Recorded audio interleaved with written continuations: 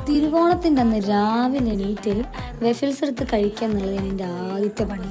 ഞാൻ ഇന്നലെ വാങ്ങിയിട്ട് തീരാത്തോണ്ട് എടുത്ത് വെച്ച് അത് എടുത്ത് രാവിലെ കഴിക്കേണ്ട പണി. ഇനി തിരുവോണത്തിൻ്റെ അന്ന് രാവിലെ എണീറ്റ് അമ്പലത്തിൽ പോകാനോ കോയിൽ തൊട്ട് ഭജനൊന്നും ചെയ്യാൻ എനിക്ക് സമയമില്ല. ഇനി ഞാൻ അങ്ങനെ വിചാരിച്ചു. കഴിഞ്ഞ 23 വർഷവും ഞാൻ എൻ്റെ വീട്ടിൽ തന്നെയില്ലായിരുന്നു തിരുവോണം ആഘോഷിച്ചത്. ഇതന്നെയല്ല സ്ഥിരം പരിപാടി.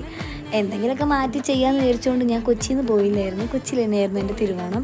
പക്ഷേ എവിടെയാണെങ്കിലും സദ്യ മുഖ്യമാണല്ലോ. അതുകൊണ്ട് ഒരു ഉച്ചയാവുന്ന സമയത്തെങ്ങാനും എണീറ്റ് കുളിച്ച് മാറ്റി ഇപ്പോൾ ഇതാ സദ്യ കഴിക്കാൻ വേണ്ടി പോവുകയാണ്. ആ പരിപാടിയാണ് ഇപ്പോൾ കണ്ടുകൊണ്ടിരിക്കുന്നത്. അപ്പം ഞാൻ വിചാരിച്ചു, സാധാരണ തിരുവോണത്തിന് എപ്പോഴും അങ്ങോട്ട് വിരുന്ന് പോവുക ഇങ്ങോട്ട് വിരുന്ന് പോവുക, വീട്ടിൽ ഓരോ പരിപാടി അങ്ങനെയൊക്കെ അല്ലേനു. ഇന്ന് അകത്ത് കയറണ്ട, ഫുൾ ടൈം പുറത്താകാൻ വിചാരിച്ചിട്ട് സദ്യ കഴിക്കാൻ വൃന്ദാവനിൽ പോയി. അതും കഴിഞ്ഞ് നൈസായി പാർക്കിലൊക്കെ പോയി കുറച്ച് റീലൊക്കെ കിട്ടുമോ നോക്കി, അതും കഴിഞ്ഞ് സിനിമ കാണാൻ പോയി.